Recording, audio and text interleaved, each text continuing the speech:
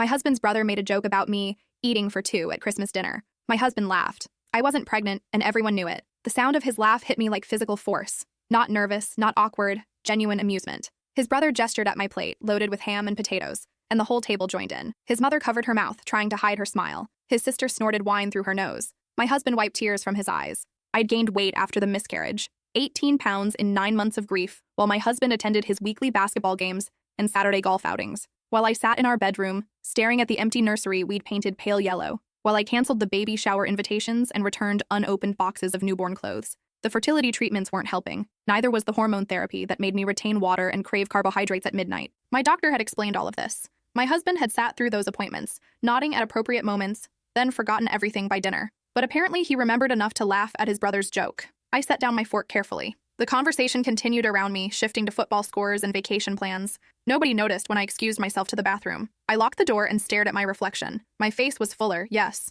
My clothes fit differently. But I wasn't eating for two. I was eating because food was the only thing that made me feel something other than empty. When I returned to the table, his brother was telling another story. My husband caught my eye and smiled, oblivious. That's when I realized he genuinely didn't understand what he'd done. To him, it was just a harmless joke, family banter, Christmas fun. I made it through dessert by planning my exit strategy, by planning how I'd pack my things while he was at work, how I'd find an apartment on the other side of town, how I'd finally stop trying to fix something that had been broken the moment he chose to laugh instead of defend me. His mother hugged me goodbye at the door. "Such a lovely evening," she said warmly. "We should do this more often." I smiled and agreed, knowing I'd never see her again. On the drive home, my husband hummed along to Christmas carols, completely content. He reached over and squeezed my hand. Great night, wasn't it? I stared out the window at the passing houses decorated with lights and realized something profound. He would never understand. Not the miscarriage, not the treatments, not the weight gain, not why his laughter had shattered something irreparable inside me. The next morning, I woke up before dawn and started making calls. I found a lawyer who specialized in quick divorces.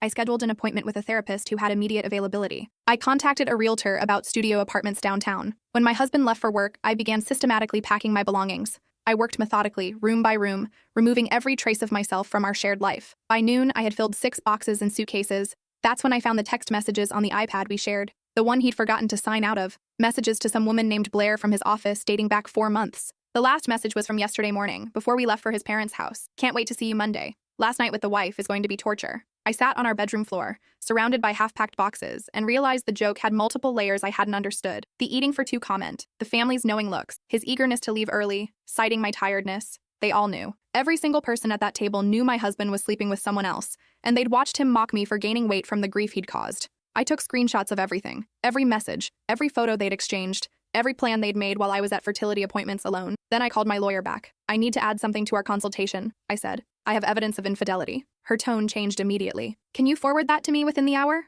I sent her everything while sitting in what used to be our nursery. The room still smelled faintly of fresh paint. We'd never gotten around to taking down the curtains I'd sewn myself. Tiny moons and stars scattered across pale blue fabric. My phone rang. It was my husband. "Hey babe, can you grab my iPad? I left it at home and need it for a presentation." I looked down at the device in my hands, still open to his messages with Blair. "Sure," I said. "I'll bring it by your office. You're the best. Love you." He hung up before I could respond. Not that I would have said it back. I drove to his office building downtown, the iPad wrapped carefully in my purse alongside printed copies of every conversation. His assistant recognized me immediately and buzzed me through. She'd been at the Christmas dinner, too. She'd laughed at the joke. "He's in the conference room," she said, not meeting my eyes. "Second floor." I took the stairs. My hands weren't shaking anymore. That hollow feeling in my chest had transformed into something else entirely, something clear and cold and focused. The conference room had glass walls. I could see my husband inside with 6 colleagues, mid-presentation. I knocked once, then walked in without waiting for permission. "Sorry to interrupt," I said pleasantly. "You forgot your iPad." I set it on the table in front of him, still open to his messages with Blair. Then I placed the printed screenshots beside it, fanned out like a deck of cards. His face went white. "I'm filing for divorce," I announced to the room. "I thought you should know at work, since that's apparently where you've been building your new life." I turned to his colleagues. "Anyone else want to make jokes about my weight? Or did you all already get your laughs in at Christmas?" The silence was absolute. I walked out and drove straight to my lawyer's office. By the end of the day, I'd signed the initial paperwork, put down a deposit on a 1-bedroom apartment across town, and changed all my passwords. I also called my own family, the one I'd been avoiding because I was embarrassed about the weight gain, about the failed pregnancy, about how small my life had become. My sister answered on the second ring. "Where have you been? We've been worried." I told her everything. Not the edited version I'd been rehearsing in my head for months, but the truth. The miscarriage, the treatments, the loneliness, the joke, the affair. She listened without interrupting, and when I finished, she said 5 words that made me cry for the first time since Christmas dinner. "Come home, we've got you." I moved into my sister's guest room that night. My husband called 19 times. I didn't answer. He showed up at my sister's house around midnight. My brother-in-law answered the door. She doesn't want to talk to you, he said firmly. You need to leave. This is between me and my wife, my husband argued. Your wife has a lawyer now. Direct all communication through her. My husband tried to push past him. My brother-in-law, who'd played college football and still lifted weights every morning, didn't budge. Leave now, or I'm calling the police. My husband left, but he came back the next morning, and the morning after that. On the fourth day, my lawyer filed a restraining order. He's escalating, she explained. This is actually helpful for our case. The divorce proceedings moved faster than I expected. My husband tried to claim the affair didn't matter, that we had a no-fault state, that I was being vindictive. But when his lawyer saw the evidence, saw the messages about making fun of me, saw the pattern of abandonment during my medical treatments, their strategy shifted. My client is willing to offer a very fair settlement, his lawyer said during mediation. Your client is willing to give my client everything she's asking for, my lawyer corrected. Or we go to trial and she tells the judge about Christmas dinner. We settled in 8 weeks. I got the house, or rather, I got my half of its value. I got half his retirement account. I got alimony for 2 years while I went back to school. Most importantly, I got out. The apartment I'd rented became my sanctuary. 1 bedroom, barely 600 square feet, but it was mine. I painted the walls myself, colors I'd never been allowed in our house. Deep teal in the bedroom, warm coral in the living room. I hung curtains with bold geometric patterns. I bought a couch that was practical instead of pretty. I got a cat from the shelter, a gray tabby who'd been returned twice for being antisocial. She just needs patience, the shelter worker explained apologetically. I have plenty of that now, I said. I named her Stella. She hissed at me for the first week, then gradually began appearing in whatever room I occupied. By the end of the first month, she was sleeping on my pillow. We understood each other. My sister visited often, bringing groceries and stories about her kids. My brother-in-law installed better locks on my door without being asked. My mother called every Sunday, no longer tiptoeing around questions about grandchildren. I'm just glad you're safe, she said. That's all that matters. But I wasn't just safe. I was beginning to feel something I hadn't experienced in years. I was beginning to feel like myself. I enrolled in community college to finish my degree. I dropped out junior year when my husband proposed, convincing me I didn't need a career when he made enough for both of us. Now I sat in classrooms with students 10 years younger, taking notes and asking questions and remembering how much I'd loved learning. One of my classmates, a woman named Britt, who was going back to school after raising her children, invited me to join her study group. We met twice a week at a coffee shop near campus. The conversations wandered from coursework to life stories. Britt had left her husband after 30 years when she discovered he had a second family in another state, complete with children and a mortgage, she said, laughing in that way people do when the alternative is crying. He was living 2 entirely separate lives. How did you handle it? I asked. I stopped trying to understand it, she said. You'll drive yourself crazy trying to make sense of why people do horrible things. Better to just focus on moving forward. I thought about that a lot, about how much energy I'd wasted trying to figure out where things went wrong, what I could have done differently, whether I'd missed warning signs. The truth was simpler and more painful. My husband had stopped loving me, if he ever really had. And instead of being honest, he just started a new life while keeping me around as a placeholder. In my psychology class, we learned about something called the sunk cost fallacy. The idea that people continue investing in something because they've already invested so much, even when continuing causes more harm than walking away. I'd spent 6 years with my husband, 2 years trying to have a baby, 9 months grieving a miscarriage alone. The cost had been enormous, but staying would have cost even more. Finals came and I aced every exam. My professors pulled me aside to say I had real potential, that I should consider continuing to a 4-year university. For the first time in years, I imagined a future that didn't revolve around becoming someone's mother or someone's wife. I imagined becoming myself, whoever that was. I applied to the state university for their social work program. I'd spent so many hours in hospitals and clinics during the fertility treatments, watching nurses and social workers navigate complex situations with grace. I wanted to do that. I wanted to help people in the worst moments of their lives. My acceptance letter arrived in early April. Full admission with a partial scholarship based on my community college grades.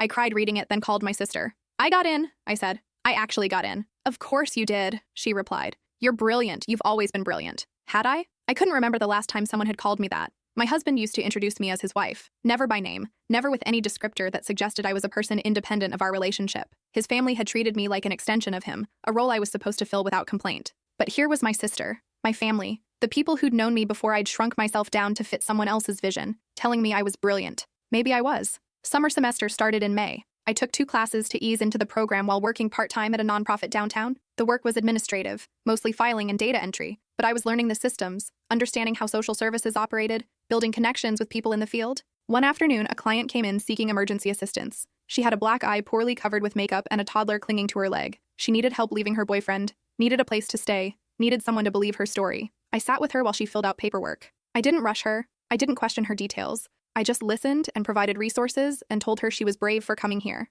After she left with vouchers for a hotel and referrals to shelters, my supervisor found me in the break room. You were good with her, she said. Natural. I just tried to help, I said. Most people try to help. You made her feel safe. That's different. I thought about that woman for days. Wondered if she'd made it to the shelter. Wondered if she'd followed through, or if her boyfriend had convinced her to come back. Wondered how many times she'd tried to leave before. I understood that particular hell. The one where leaving feels impossible because you've built your entire life around someone else. Where staying is slowly killing you, but leaving means losing everything you've worked for. But I also understood that sometimes losing everything is the only way to save yourself. My husband contacted me once more, violating the restraining order. It was a long email, sent at 2 a.m, full of apologies and explanations and justifications. He missed me. He'd made a mistake. Blair meant nothing. The affair had been a moment of weakness. He wanted to try again. We could go to counseling. We could move somewhere new. We could start fresh. I read it once, saved it for my lawyer, then blocked his email address. I didn't respond. There was nothing left to say. He'd already said everything that mattered when he laughed at his brother's joke, when he held someone else while I grieved alone, when he chose to build a secret life instead of fighting for our real one. My lawyer called the next day. This email is actually helpful. Shows consciousness of guilt. His lawyer won't be happy he sent it. Good, I said, and I meant it. By September, I was fully enrolled in the university program. I'd sold most of the furniture from our old house and used the money to furnish my apartment with things I actually liked. Modern pieces mixed with vintage finds from thrift stores. Plants everywhere because I'd always wanted plants, but my husband complained they made too much mess. A bookshelf full of novels I'd been meaning to read. I was creating a life that looked nothing like my old one, and it felt right. One evening, Britt invited me to a dinner party at her house. Just casual, she said. Some friends from school, some friends from my neighborhood, good food and better wine. I almost said no. Social gatherings still made me anxious. But I'd been saying no to things for years, always making excuses, always putting my husband's preferences first. So I said yes. The party was warm and chaotic in the best way. People laughing too loud, talking over each other, gesturing wildly while telling stories. Britt introduced me to everyone, and not one person asked if I was married or had children. They asked what I was studying, what I wanted to do with my degree, what I thought about the readings for our policy class. I talked to a man named Hugo who worked at a legal aid clinic. He was passionate about tenant rights and housing discrimination. We spent an hour discussing systemic poverty and policy solutions while eating pasta salad on her back porch. You should come by the clinic sometime, he said. We're always looking for social work interns. I'm not even officially in the program yet, I said. I start the real classes next semester. Doesn't matter. You clearly care about this work. That's what we need. I started volunteering at his clinic in October. Twice a week, I'd help clients navigate paperwork, make calls to landlords, translate complex legal documents into plain language. The work was challenging and occasionally heartbreaking, but it mattered. I could see the difference it made when someone finally understood their rights, finally had someone advocating for them. Hugo became a friend. Not romantic, just genuine friendship built on shared purpose and mutual respect. He was divorced too, had been through his own version of betrayal and reinvention. We compared notes sometimes, trading stories about our old lives like war veterans swapping combat tales. Does it ever stop hurting? I asked him once. The acute pain? Yeah, that fades, but you'll always have a scar. The trick is learning to wear it as proof you survived, not as shame that you failed. I thought about that often, about scars and survival, about the difference between healing and hiding. Thanksgiving approached, my first holiday season as a divorced woman. My family invited me to my parents' house, promised a low-key celebration with just immediate family. No pressure, no questions, just being together. I drove there on Thanksgiving morning, Stella and her carrier in the passenger seat. My sister had convinced me to bring her rather than leave her alone. She's family now, my sister had said. Family doesn't get left behind. The house smelled like turkey and pie when I arrived. My niece and nephew tackled me at the door, shouting about how they'd missed me. My mother hugged me for a long time without saying anything. My father took my coat and asked if I wanted coffee. It was normal, beautifully, perfectly normal. We ate dinner at the big table, the one that had held every holiday meal of my childhood. My brother-in-law asked about my classes. My sister wanted to hear about the clinic. My father told embarrassing stories about my teenage years. My mother just kept smiling at me, like she couldn't quite believe I was really there. After dinner, while we were cleaning up, my mother pulled me aside. I need to tell you something, she said quietly. I should have said it years ago, but I was trying to respect your choices. My stomach dropped. What is it? I never liked him, she said. Your husband. From the first time you brought him home, I knew something was wrong. The way he interrupted you. The way he spoke about you like you weren't in the room. I should have said something. I wouldn't have listened, I admitted. I was so determined to make it work. I know, but I still should have tried. So I'm telling you now in case you need to hear it. You're worth so much more than how he treated you. You always were. I cried then, the kind of crying that's been building for months, that needs to come out before you can really move forward. My mother held me in her kitchen while my family pretended not to notice, giving us space. When I finally pulled myself together, my sister handed me a glass of wine and said, "Next year's going to be better." She was right. December was busy with finals and clinic work and planning for the spring semester. I barely thought about Christmas until it was suddenly only a week away. Last year's dinner at my in-laws' house felt like it had happened to someone else. A different version of me who still believed in saving things that were already dead. My sister invited me to spend Christmas Eve with her family. Nothing fancy, she promised, just pajamas and movies and too much hot chocolate. I showed up with homemade cookies and a bag of presents for my niece and nephew. We We watched holiday movies that were wonderfully terrible, sang along to songs we'd known since childhood, and fell asleep on the couch in a pile of blankets and contentment. Christmas morning, I woke up in my own apartment. Stella was purring on my chest. Sunlight streamed through the coral curtains. I made coffee in my small kitchen, fed Stella her breakfast, and sat on my couch feeling something I hadn't felt in years. Peace. Not happiness exactly. Not yet. But peace. The absence of dread. The presence of possibility. I spent the day reading and cooking myself an elaborate meal just because I could. I video called my family and opened presents over the phone. I took a long walk through my neighborhood, admiring the decorations without the anxiety of having to perform joy I didn't feel. That night, scrolling through social media, something I rarely did anymore, I saw a post from my ex-husband's sister, a family photo from their Christmas dinner. Everyone arranged around the same table where they'd humiliated me a year ago. Everyone smiling like nothing had changed, but something had changed. I wasn't in the photo. And for the first time since the divorce, that didn't make me sad. It made me grateful. I blocked every member of his family, not out of anger, but out of finality. That chapter was over. I didn't need updates on their lives. I didn't need reminders of what I'd lost, because I hadn't lost anything. I'd gained myself back. Spring semester started with new classes and new challenges. I took a course on trauma-informed care that forced me to examine my own experiences through a clinical lens. I learned about attachment theory and developmental psychology and the ways childhood shapes adult relationships. I understood finally why I'd stayed so long with someone who treated me poorly. My father, though loving, had been emotionally distant. I'd learned early that love meant accepting scraps of attention and being grateful for them. My husband had simply continued that pattern, but understanding the pattern didn't excuse it. And more importantly, understanding it gave me power to break it. I started seeing a therapist in February, not because I was falling apart, but because I wanted to build something stronger. Dr. Whitmore was in her 60s, had kind eyes, and didn't let me get away with my usual deflections. "You keep talking about your ex-husband's betrayal," she observed during our 4th session, "but I want to know about your betrayal of yourself." "I didn't betray myself," I protested. "Didn't you? Every time you shrunk yourself to fit his expectations? Every time you ignored your own needs? Every time you accepted less than you deserved?" I had no answer for that. It took me 6 more sessions to begin articulating the ways I'd abandoned myself long before he'd abandoned me. How I'd stopped painting because he said it was impractical. How I'd lost touch with friends because he found them annoying. How I'd convinced myself that becoming smaller was the same as being loved. "The work now," Dr. Whitmore said, "is learning to take up space again, to be loud when you want to be loud, to say no without explanation, to build a life that reflects who you are,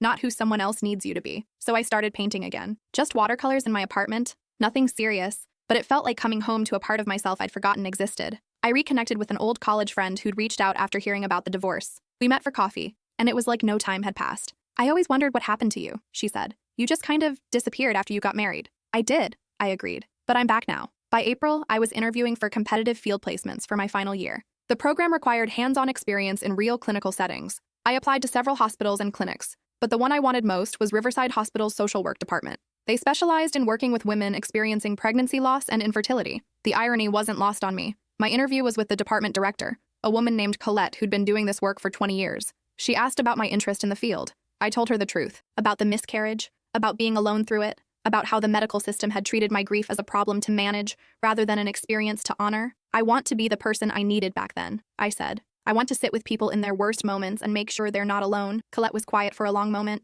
Then she said, "You understand that this work will be triggering? That you'll be reliving your own trauma regularly?" "I've thought about that," I said. "I'm in therapy. I have support systems, and I think my experience makes me better at this work, not worse." I got the placement, started in September, right as the leaves began to change. My first day, I met a woman who'd just learned her pregnancy wasn't viable. She'd need a procedure to remove the fetal tissue. She was alone because her partner was at work and couldn't get time off. I sat with her while she cried. I held her hand during the procedure. I gave her my personal number and told her to call if she needed anything, which was definitely against protocol but felt necessary. She called me that night, sobbing. "Everyone keeps saying it wasn't a real baby yet, that I should just try again, like it's nothing." "It's not nothing," I said firmly. "Your grief is real and valid. Don't let anyone minimize it." "Thank you," she whispered. "Thank you for understanding." I worked with dozens of women that semester, each one carrying her own version of loss. Some had miscarried multiple times, some had failed fertility treatments, some had chosen to terminate wanted pregnancies for medical reasons. Every story was different, every grief was unique, but the core feeling was the same, the profound loss of a future they'd imagined. The work was exhausting. Some days I came home and couldn't speak, just sat with Stella and let the silence wash over me. But it was also meaningful in a way nothing else had been. I was helping people, really helping them. Hugo noticed the change in me. "You're good at this," he said one day at the clinic. "Like really good. You should consider going for your master's after graduation." "I'm barely keeping up with my bachelor's," I protested. "I'm serious. You have a gift for this work. Don't waste it." I thought about that. About continuing school. About building a real career. About becoming the kind of person who helped others professionally, not just as a volunteer. I applied to graduate programs in January, 5 schools, all with strong clinical social work programs. I wrote essays about my experience, about what I'd learned, about why I wanted to dedicate my life to this work. I asked my professors for recommendations. I studied for the GRE while managing a full course load and my placement at the hospital. Acceptance letters arrived in March. I got into 4 of the 5 programs, including my top choice, a prestigious university with a specialty in medical social work, full funding plus a stipend. I sat in my apartment reading the letter over and over, unable to believe it was real. "You did this,"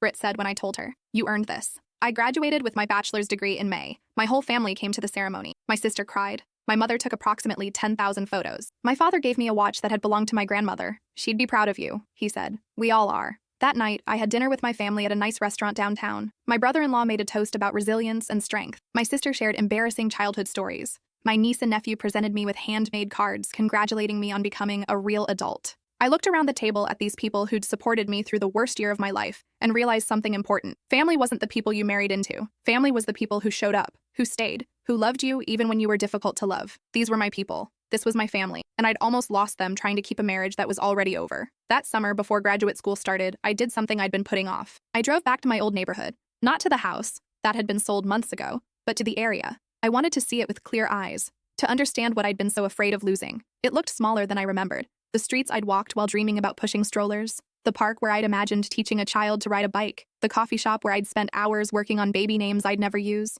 None of it hurt anymore. It was just a place. Just streets and buildings and memories that belonged to someone I used to be. I drove to the cemetery where we'd buried our baby, a tiny marker, barely visible among the larger stones. I hadn't been back since the burial. My ex-husband had insisted we go together, then never found time to return. I knelt beside the marker and traced the engraved dates. Such a short span, such a small life that had never begun. "I'm sorry I stopped visiting," I said quietly. I couldn't come back here while I was still with him. It hurt too much. The wind rustled through the trees. A bird sang somewhere nearby. "I'm going to be okay," I continued. "Better than okay, actually. I'm going to help other people going through this, so maybe something good can come from all the pain." I left flowers, then drove away without looking back. Graduate school started in August. The program was intense from day one. Advanced clinical theory, research methods, practicum placements at various hospitals and clinics. I was busier than I'd ever been, but it was the good kind of busy. The kind that meant I was building something. My cohort was small, only 15 students, and we quickly became close. Study groups turned into dinner parties. Class discussions continued over drinks. We traded war stories from our placements and supported each other through difficult cases.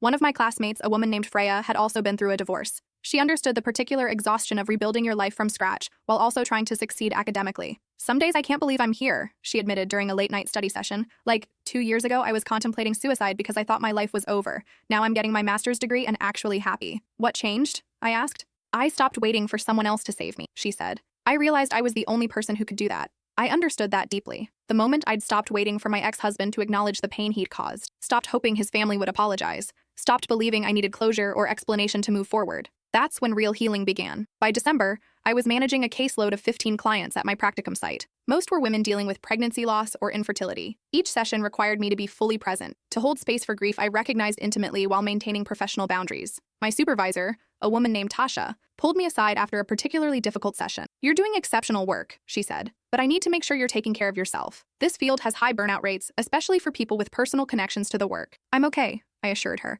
"I have therapy, I have support systems." "Good. Because we need people like you, people who understand from experience but have done enough healing to not re-traumatize themselves." I thought about that often, about the difference between using your pain to help others and letting your pain consume you, about knowing when to step back and when to lean in. The work was hard. Some days I left the hospital emotionally drained, carrying stories that weren't mine but felt heavy anyway. But I also saw women find hope, saw them begin to heal, saw them realize they could survive this. That made it worth it. Spring semester brought new challenges. I was writing my thesis on trauma-informed care in reproductive healthcare settings while managing a full course load and working 20 hours a week at my placement. I barely slept. I lived on coffee and determination, but I was happy, genuinely, surprisingly happy. One afternoon in April, I ran into someone I hadn't seen in over a year, Blair, my ex-husband's affair partner, standing in line at the coffee shop near campus. She recognized me immediately. Her face went pale. I had a choice in that moment. I could say something cruel. I could ignore her. I could make a scene. Instead, I stepped up to order my coffee, nodded politely, and went about my day. Because she didn't matter. What my ex-husband had done didn't define me anymore. I'd built a life so full and purposeful that their betrayal was just background noise. I graduated with my master's degree in May, 2 years after that Christmas dinner that had changed everything. My family came again. My cohort threw a party. My supervisor from the hospital offered me a full-time position starting in June. I accepted immediately. On my first day as a real social worker, not a student or intern, I wore a dress I'd bought specifically for this. Bold red, completely different from the muted colors I used to wear. I hung my diploma on my office wall and stocked my desk with tissues and stress balls and resources for my clients. I was ready. My first client was a woman named Camilla who'd just experienced her 4th miscarriage. She sat in my office crying, convinced she'd never be a mother, convinced her body was broken. I recognized that despair. I'd lived in it. Your grief is valid, I told her, and your body isn't broken. Sometimes terrible things happen and there's no explanation, but that doesn't mean you won't heal. How do you know? She asked. Because I've been where you are, I said gently, and I survived. You will too. I worked with Camilla for 6 months. Watched her process her grief, navigate her relationship with her partner, and eventually make peace with the idea that motherhood might look different than she'd imagined. When she terminated our sessions, she hugged me. You saved my life, she said. You saved your own life, I corrected. I just sat with you while you did it. That became my philosophy. I couldn't fix anyone, couldn't take away their pain, but I could witness it, could validate it, could help them understand they weren't alone. The years passed. I treated hundreds of clients. I published research on trauma-informed reproductive health care. I spoke at conferences about the importance of supporting women through pregnancy loss. I became an expert in my field. But more than that, I became myself, the version of me that existed before I'd learned to shrink, the version that took up space and spoke loudly and refused to accept less than I deserved, the version I'd lost and then found again. 5 years after that Christmas dinner, I was sitting in my office when I got a call from an unknown number. Against my better judgment, I answered, "Hello? It's me," my ex-husband's voice. "I'm calling because I wanted to apologize. I hadn't heard from him since the divorce was finalized." "For what, specifically?" "For everything. The affair. The way I treated you. Not supporting you when you needed me. All of it." I waited for the surge of anger or pain or vindication. It didn't come. I just felt tired. "Why now?" I asked. "Blair and I broke up. She left me for someone else. And I realized I put you through the same thing. I wanted to say I'm sorry." There it was. He'd only developed empathy when he'd experienced the same betrayal. Not because he understood he'd hurt me, but because someone had hurt him the same way. "I appreciate the apology," I said carefully, "but I need you to understand something. I forgave you years ago. Not for you, but for myself, so I could move forward. Does that mean we could maybe—" "No," I interrupted. "It means I've moved on. I hope you can do the same." I hung up and blocked the number. Then I sat quietly for a moment, checking in with myself, making sure I was okay. I was. Completely, entirely okay. That evening, I met Freya and Hugo and Britt for dinner at our favorite restaurant. We'd maintained our friendship after graduation, meeting monthly to catch up and support each other. They were my chosen family now, the people who'd seen me at my worst and loved me anyway. "How was your week?" Freya asked as we settled into our booth. "Interesting," I said, and I told them about the call from my ex-husband. "How do you feel?" Hugo asked. I thought about it carefully. Grateful. Not that he called, but that I've healed enough that it didn't hurt. That I've built a life so full that he's barely a footnote. "You've done incredible work," Britt said. Literally and figuratively. She was right. The work I'd done on myself, in therapy and through grad school and in learning to live alone, had been harder than any career achievement, but it had been worth it. I'd transformed the worst moment of my life into purpose. I'd taken the pain of being laughed at, of being betrayed, of losing everything I thought I wanted, and used it to help others. I'd become the person I needed when I was at my lowest. That Christmas, exactly 5 years after the dinner that changed everything, I hosted my family at my apartment. It was crowded and chaotic and perfect. My niece and nephew ran around chasing Stella, who tolerated them with resigned patience. My sister helped me cook while sharing gossip about our cousins. My parents sat on my couch looking proud. After dinner, my mother pulled me aside. "Do you remember what I said to you at Thanksgiving after your divorce? You said I was worth more than how he treated me." "I was wrong," she said. "You were always worth everything. You just finally learned to believe it." I looked around my apartment, at the art on my walls, at the life I'd built, at the people I loved surrounding me. She was right. I had learned to believe it, and that made all the difference.